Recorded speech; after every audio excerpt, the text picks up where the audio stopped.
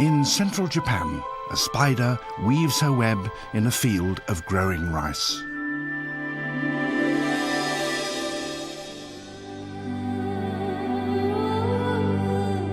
Rice has been a part of Japan for so long that it has shaped the land. Indeed, it has become so much a part of the Japanese landscape that it has created a unique environment essential to both the people who created it and the wild animals that now share it.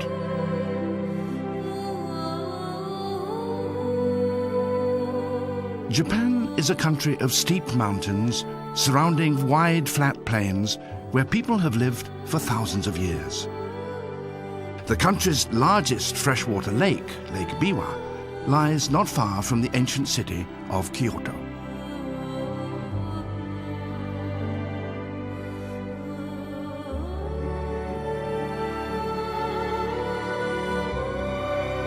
The slopes that stretch down towards the lake have been terraced. Rice seedlings need shallow water in which to grow, and the neat, meticulously constructed paddy fields provide just this. Some of them have been cultivated continuously for thousands of years. Alongside them stand patches of woodland, where for centuries the people have found their fuel and their food. This is a land that has been touched by people, yet the people tread lightly upon it. It's a land that has been ruled for centuries by the demands of the rice, yet it's still dominated by the rhythmic cycle of the seasons as they change throughout the year. This is a landscape that the Japanese people hold so close to their hearts that they have a special word for it. They call these places where the forested mountains meet the terraces of rice, Satoyama.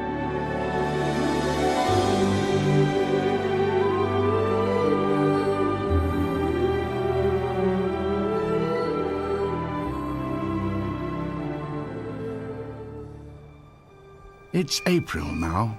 The days are lengthening and it's getting warmer. Spring is on its way.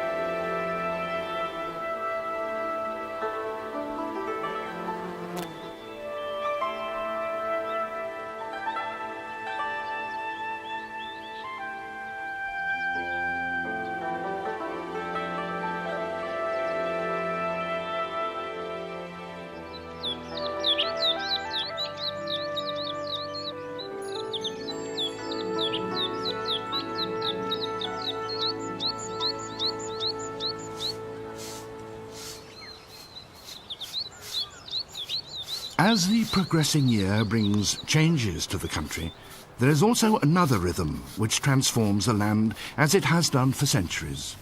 Early in the spring, the dry fields are turned into wetlands.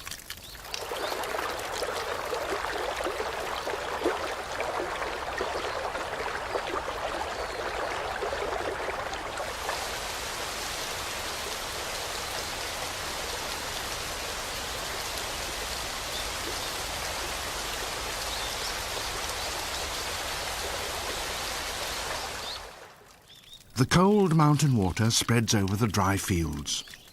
As they slowly fill, the water once again links them both to the mountains above and to Lake Biwa below. Gradually, it seeps into the earth, reawakening the soil after the frozen months of winter, and rousing the small creatures that have lain dormant there since the autumn.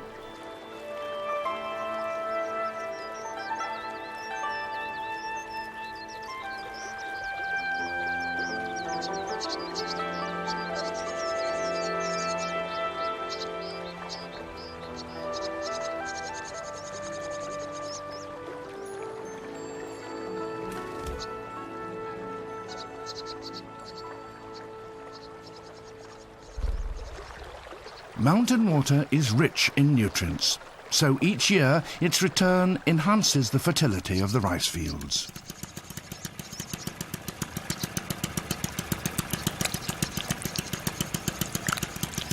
Early spring is a time of intense work for the farmers as they prepare their fields for the rice.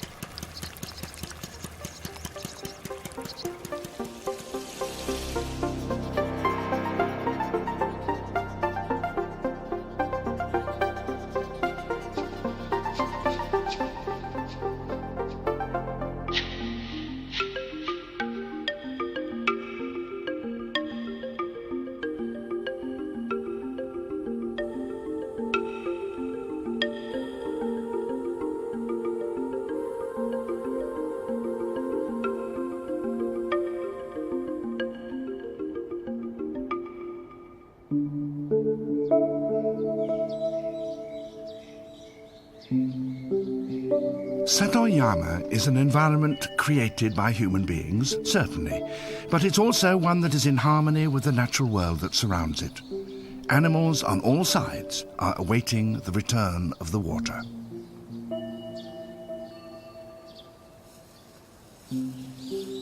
Woken from her hibernation and attracted by the fresh scent of water, a pond turtle moves down into this new wetland. Here she will mate, and in a few days' time she will lay her eggs on the terrace banks.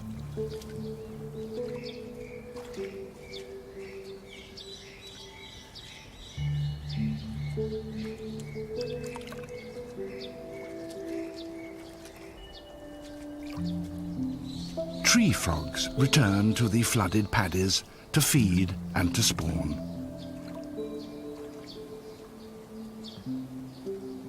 Insects of many kinds gradually appear. Over 1,000 different species of them will eventually find what they need in the rice fields. A fire-bellied newt starts its search for food.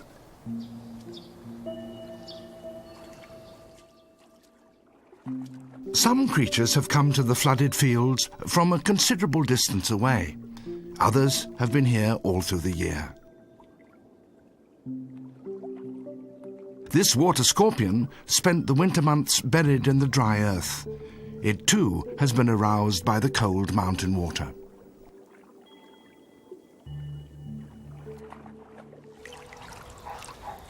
Many of these small creatures become prey for water birds, which time their arrival to coincide with the flooding of the terraces.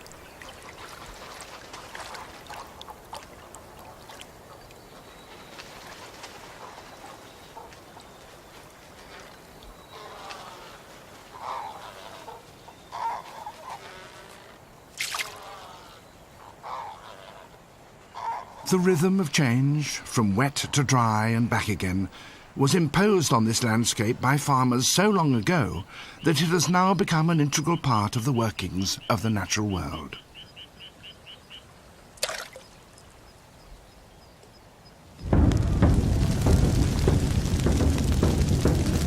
The people themselves are also governed by the rhythms of the season. At crucial times they hold festivals to ask the gods for a healthy crop and a bountiful harvest.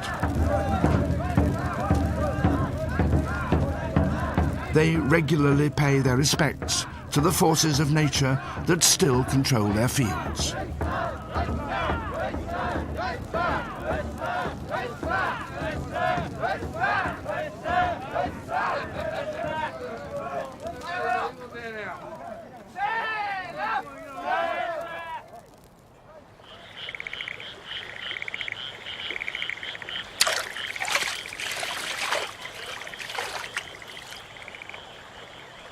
Irrigation canals lined with cement link these terraced fields to Lake Biwa.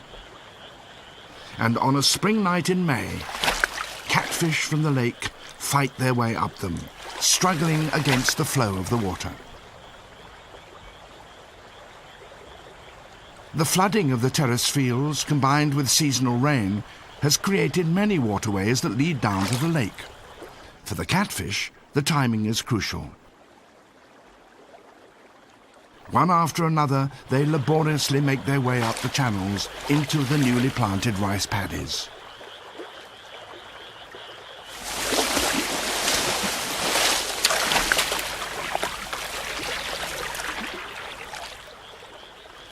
They have spent the winter in the deep waters of the lake, but now they need shallow water and mud in which to lay their eggs. Satoyama provides them with exactly what they want.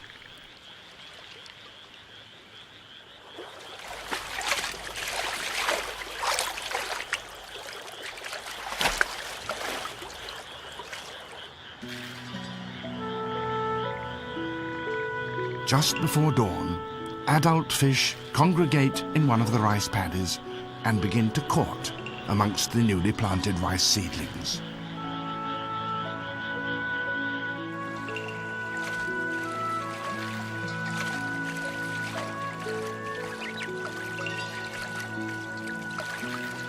The female is large and heavy with eggs. A male who is smaller follows her, trying to attract her attention.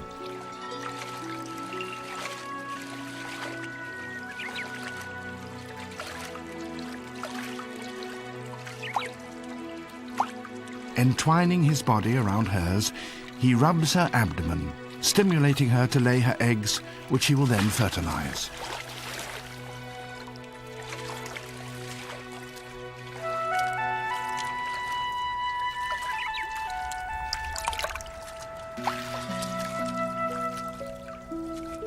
Their coupling is sometimes so vigorous that they often damage the newly planted rice seedlings.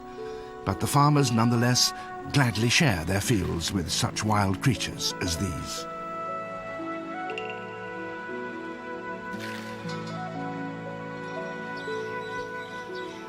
The spawning is all over within a single day. The adult fish then return down the waterways to the lake, leaving behind them countless tiny eggs in the flooded fields.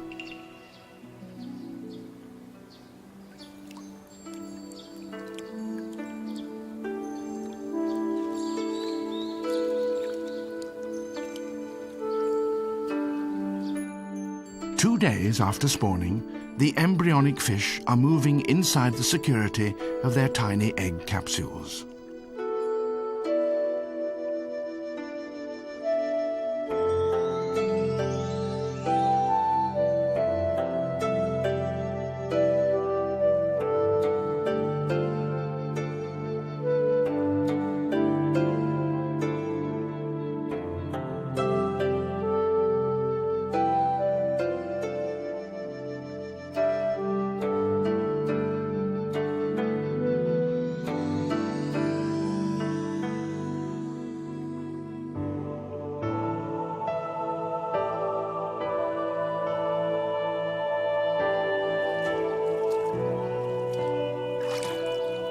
Day by day, as the Earth tilts fractionally more towards the sun, daylight lasts longer and the shallow water becomes warmer. The emergence of the catfish has coincided miraculously with a sudden abundance of food.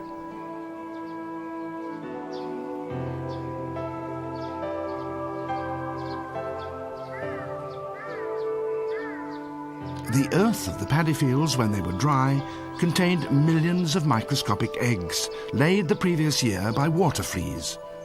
Now that the paddies are flooded once again, these eggs also hatch, so the waters have become rich with food.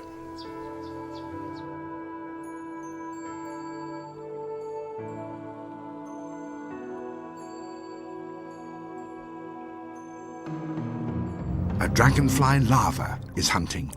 The water fleas are an easy prey.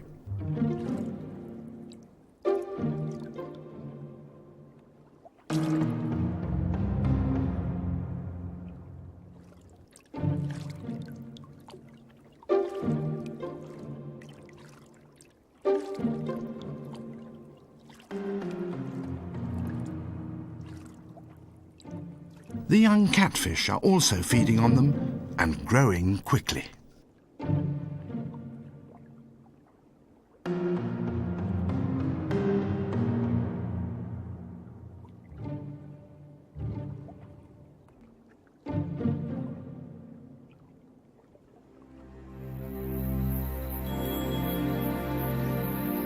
As the seedlings sprout, the land is transformed yet again and turns green. Beneath the surface of the water, The duels between the hunters and the hunted continue. A water stick insect sits poised, waiting for its prey to come within range.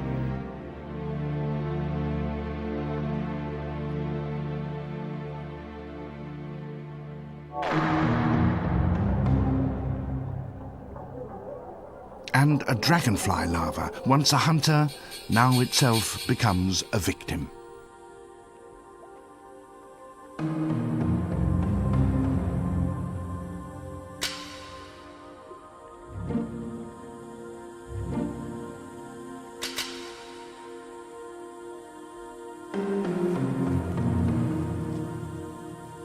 A water scorpion conceals itself in the mud. The young catfish seem totally unaware of the danger that threatens them.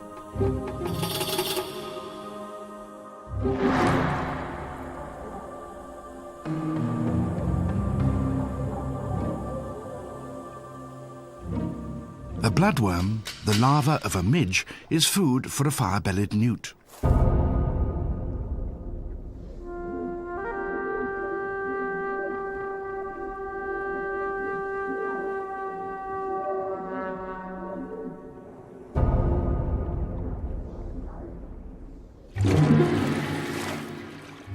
The giant water bug is a giant indeed. It's the largest insect in Japan and a formidable hunter.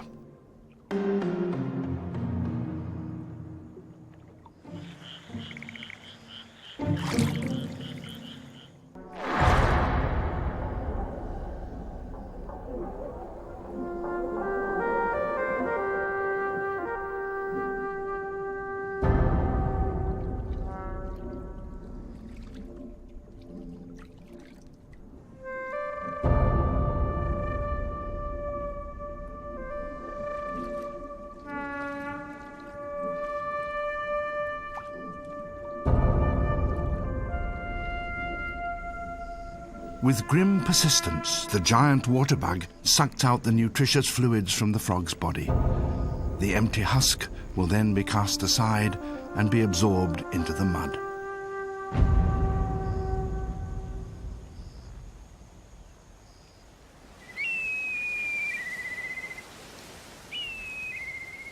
A black kite hunts above one of the small patches of woodland that grow alongside the terraced fields.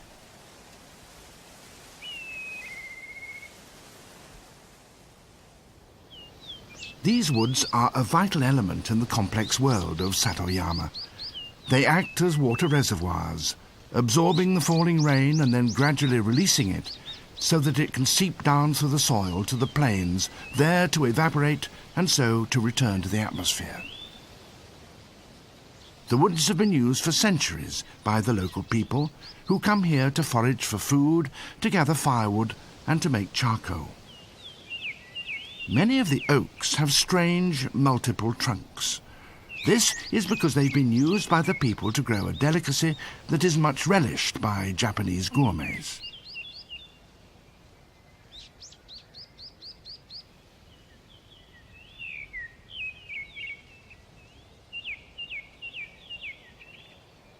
The slender trunks and branches of oaks are regularly cut and then stacked in piles called hodagi.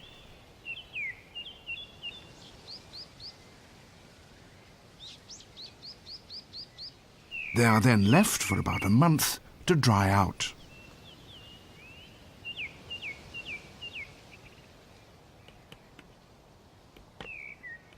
When the sap is all gone, holes are bored into them.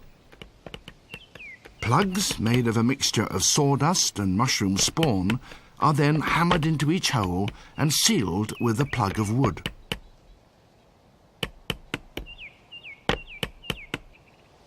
Shiitake mushrooms eventually sprout from the plugs of wood, and Japanese cooks will pay high prices for them. The oak tree, in spite of its harsh treatment, does not die. Its stump sprouts once more.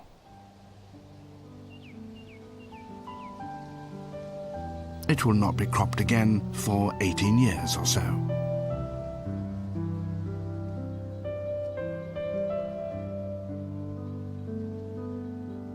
As the young branches grow, they attract new visitors. Longicorn beetles come to drink their sap.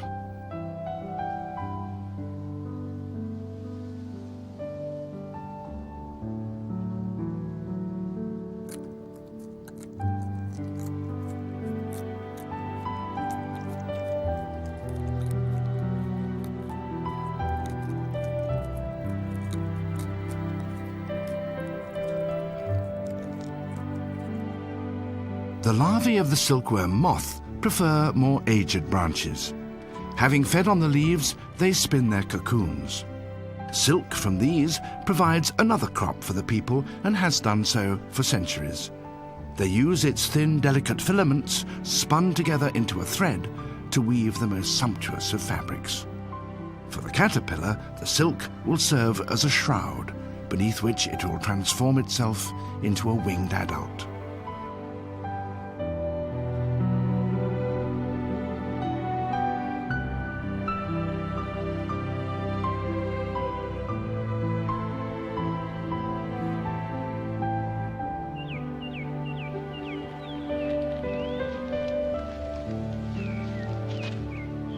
So the long rhythms of the forest repeat themselves. After 5 years, the hodagi logs are exhausted and have no further use for growing mushrooms, so they're dumped and left to rot.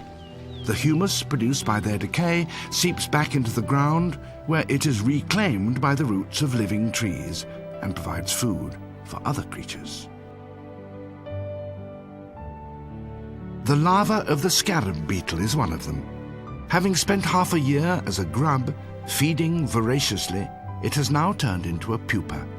Its newly formed shell is still soft.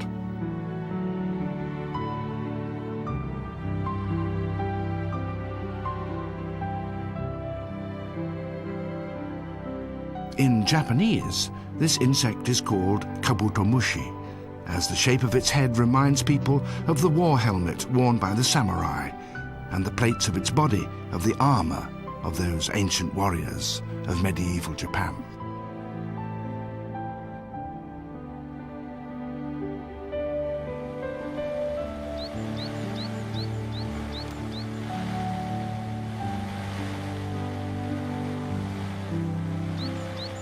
As spring changes to summer, so the flooded fields become grasslands.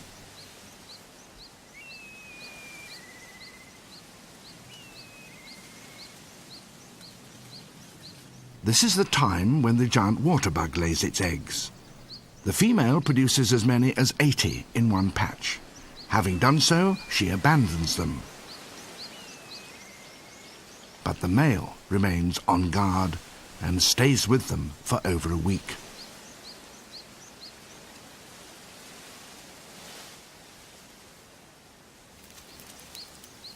Every now and then he leaves them briefly to collect the water necessary to keep them moist.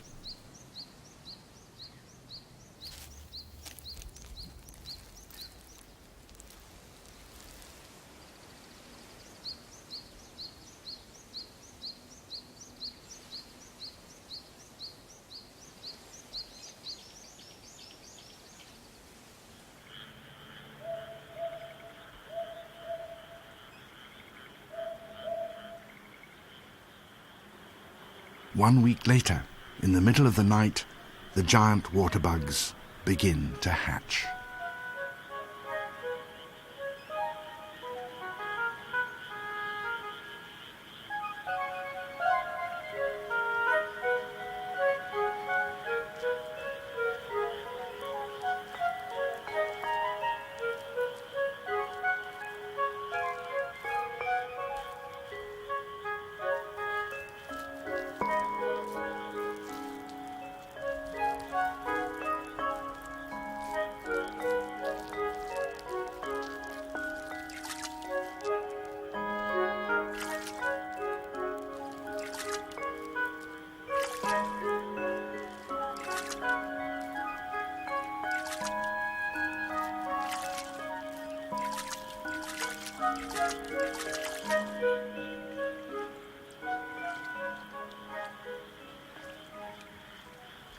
It's summer, and water from the forest continues to flow down into the rice fields.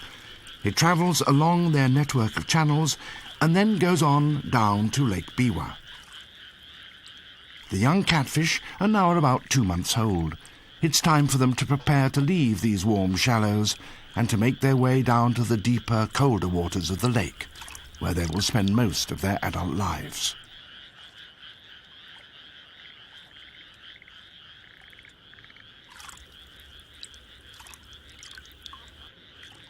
Their parents came up through the farmers' waterways to reach these rice fields.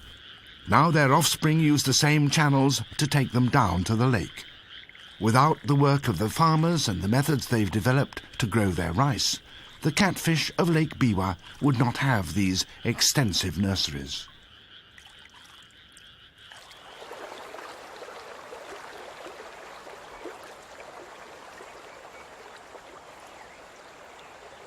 Once they reach the safety of the lake, they will stay for 2 or 3 years, feeding and growing, until the time comes for them too to swim back up the very same channels to spawn. Now another small creature is preparing to leave the rice fields. It uses a different exit. The larva of the red dragonfly, after 2 months of feeding, crawls up the rice stems from which it will launch itself into the air. To do that, it must first change its shape and acquire wings.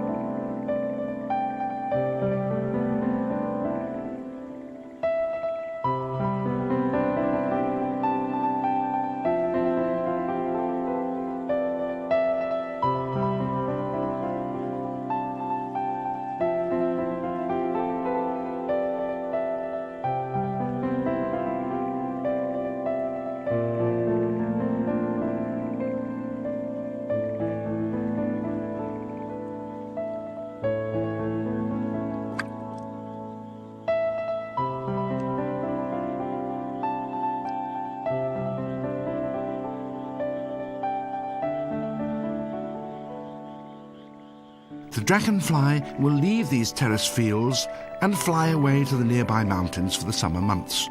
So it forms a link between the world of Satoyama, the cultivated land, and the wilderness that surrounds it.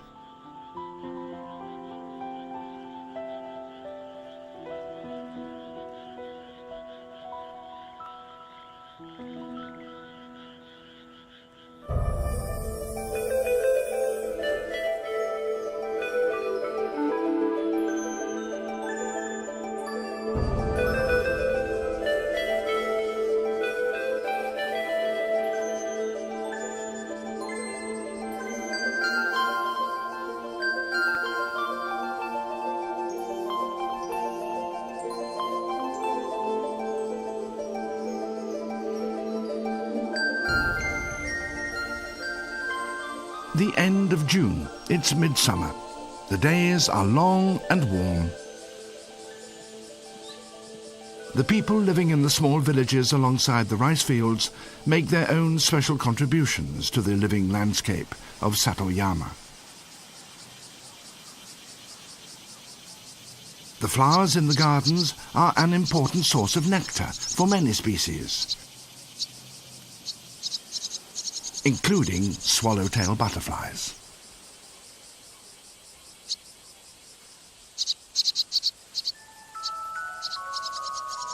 In a corner of a village garden, a large spider waits on its web.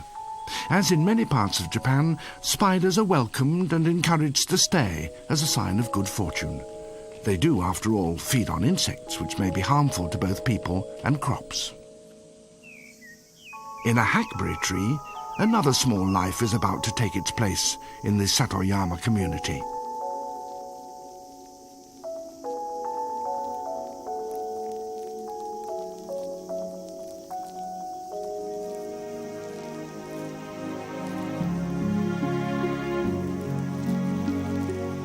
This is Japan's national butterfly, called O Murasaki. The purple of its wings is the colour that once could be used only by the emperors and the high priests of ancient Japan.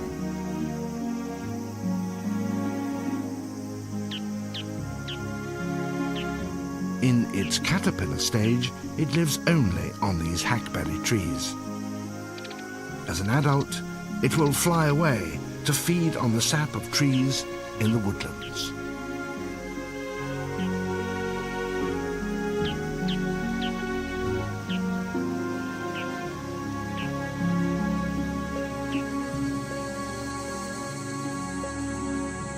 During the warm summer nights, the rice paddies become alive with another insect much loved by the Japanese: fireflies. Using the language of light, they signal courtship messages to one another.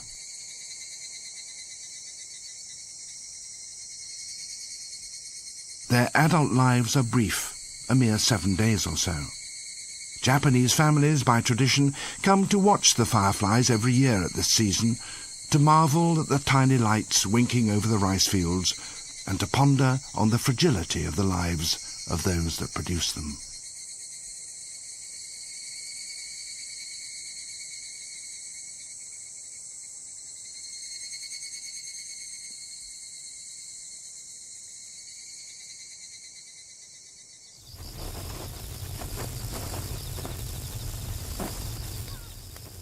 Fireworks are a special treat on these summer evenings. In a corner of the garden, behind the children and their fireworks, another life is undergoing dramatic change. For 7 years, this cicada has remained underground. Now it's emerging to spend the last few days of its life as a winged creature in urgent search of a mate. There are many species of cicada in Japan. Each has its own characteristic song, and each is a reminder to the people of another stage in the passing seasons.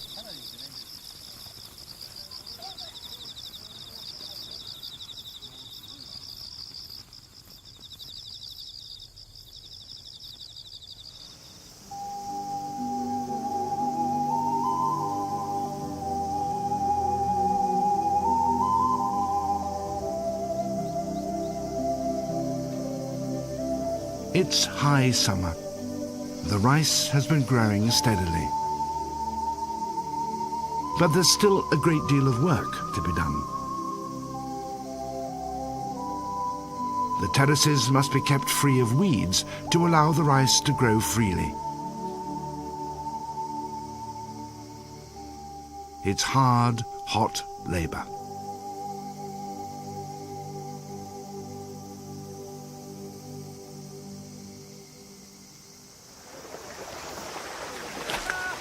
The farmers wade out into the shallow ponds that adjoin their rice fields. These man-made reservoirs hold water throughout the year, and the people stock them with carp. Now that harvest can also be gathered. They have their own special devices with which to collect it.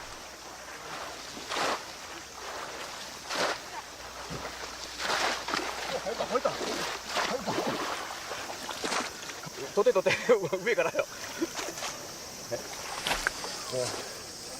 無理ですよ。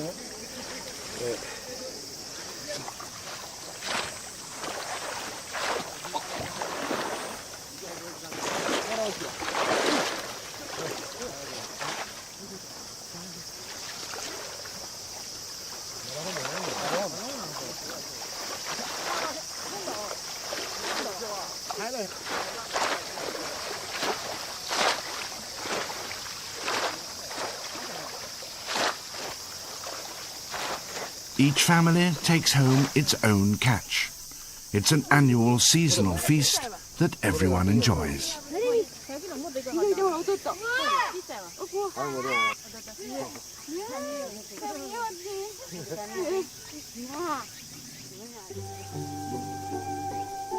Summer is a holiday time for the children, and while their parents work in the fields, they make the most of the long evenings.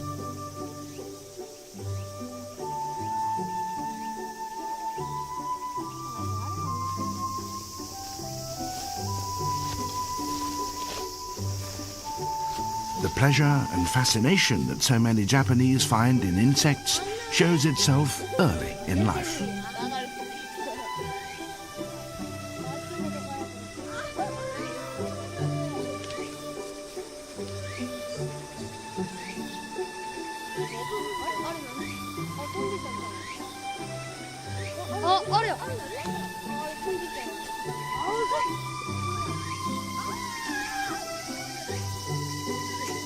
Stag beetles are particular favourites. The larger the better. The male beetles, when confronted with one another, will do what comes naturally. They will fight for control of a territory.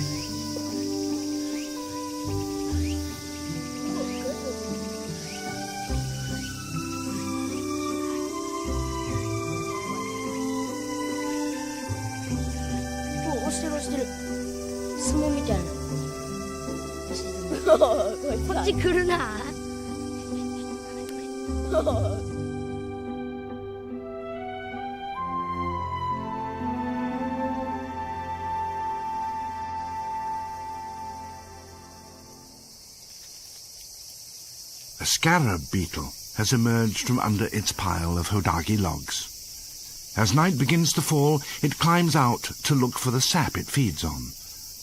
Through the night, battles will be fought and lost as each beetle strives for the control of the best places. And it's not just that they themselves want the sap. Good feeding spots also attract females.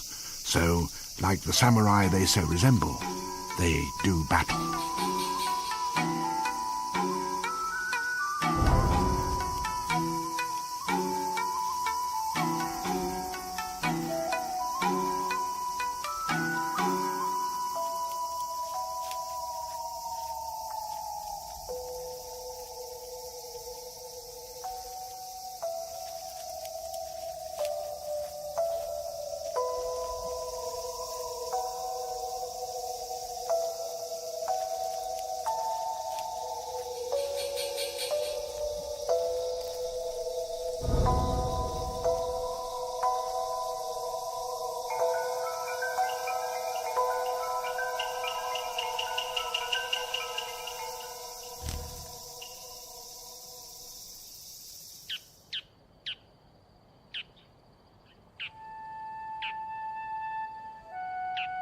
It's September. Summer is vanishing with the shortening days, and the rice fields are about to change yet again. Soon it will be time for the harvest. 150 days ago, these terrace fields became wetlands as water from the mountains flowed into them. Since then, they have been slowly changing in time with the seasons. As each field was transformed, different species arrived, some swimming, some flying, to take advantage of the changing scene.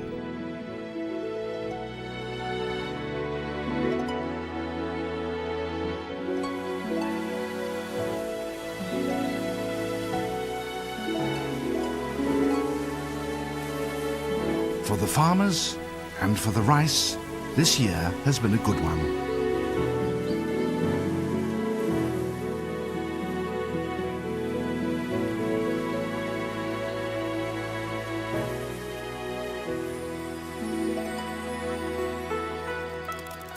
the red dragonfly returns from the mountains to the land where it hatched.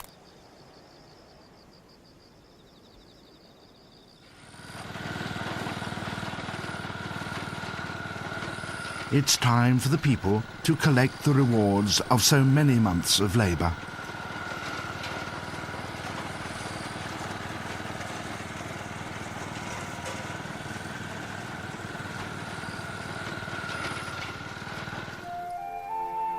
As the rice dries in the autumn sun, the air is full of the scent of hay. There is now no place here for the giant water bug.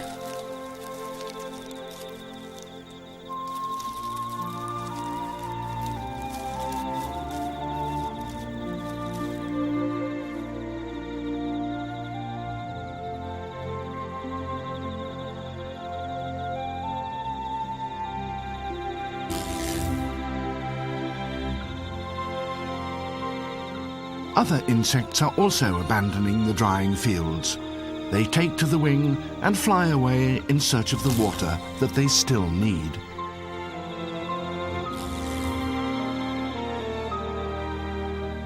The reservoirs provide a new home for those water creatures that once hunted through the rice paddies. Here they will be able to spend the winter in safety.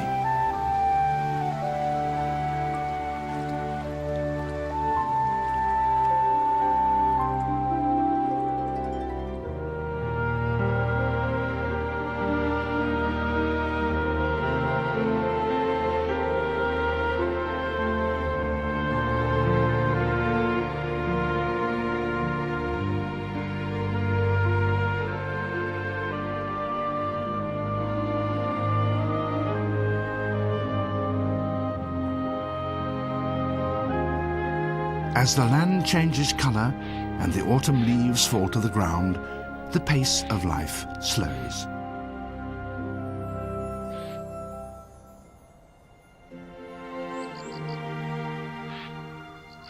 Tree frogs that hatched out in the rice paddies have now returned to the nearby woodlands and prepare to hibernate under a blanket of fallen leaves.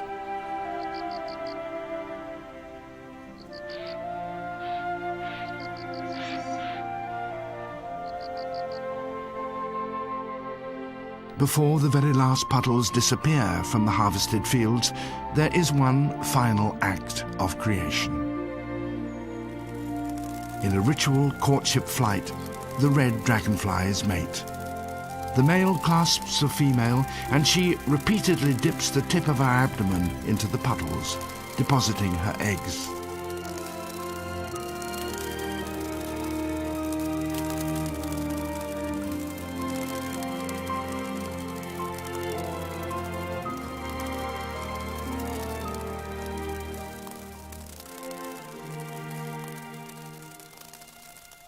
The eggs will remain dormant through the bitter cold of winter.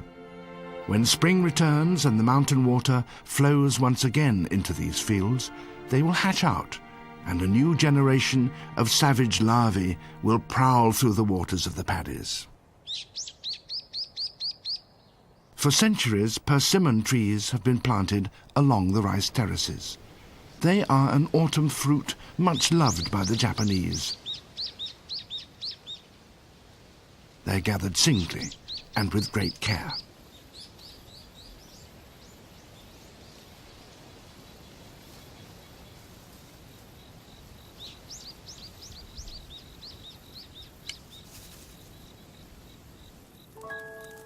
The persimmon trees are essential for the many damselflies that now gather around their branches overhanging the rice paddies.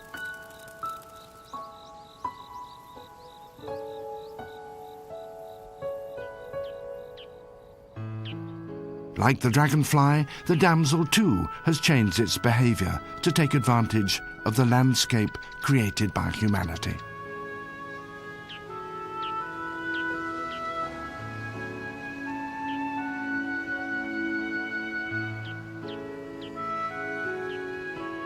The damselflies lay on these branches, twisting their ovipositors so that their eggs will be placed in safety beneath the bark.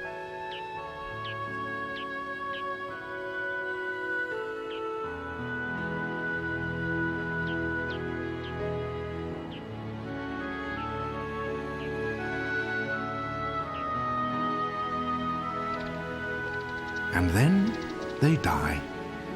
When spring comes and the rice paddies fill once again, the damselfly larvae will drop directly into the waters.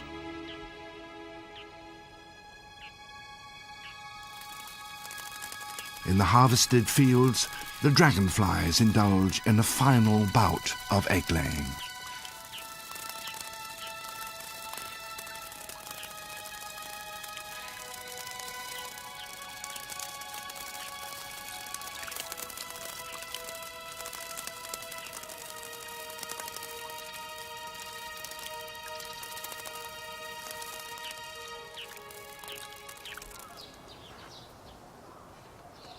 The skinned persimmon fruits are neatly hung by the farmers' houses. These, carefully dried, used to be a valuable winter food for the people of Satoyama, and also a source of much-needed cash.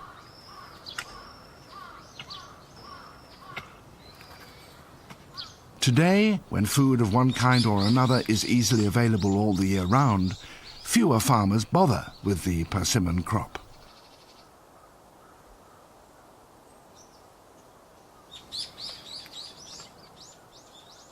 Even so, the appearance of the drying fruit, so carefully placed on their racks, is recognized by all Japanese as a sign that winter is fast approaching.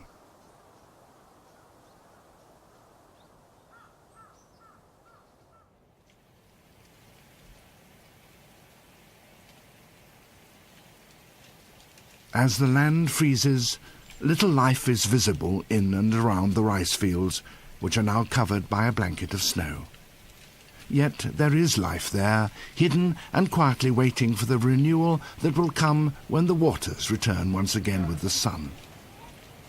Winter is also a time of rest for the farmers, for their lives too are, perforce, attuned to the natural rhythms around them.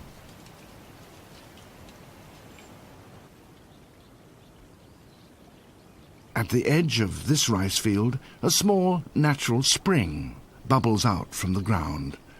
It will remain unfrozen throughout the winter, and at its edge the local people place floral offerings to the gods for this gift.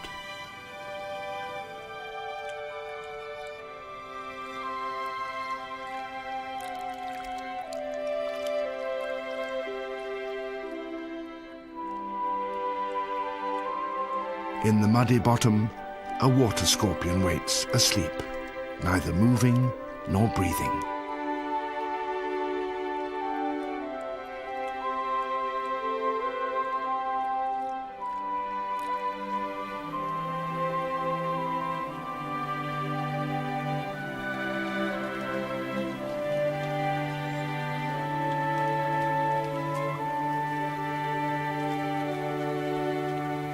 Winter settles in. On the edge of a frozen rice paddy, a farmer's hut stands deserted.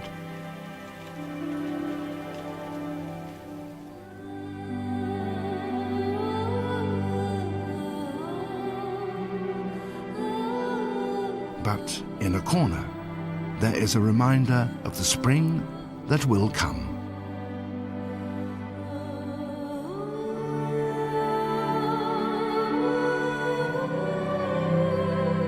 Chrysalis of a cabbage butterfly.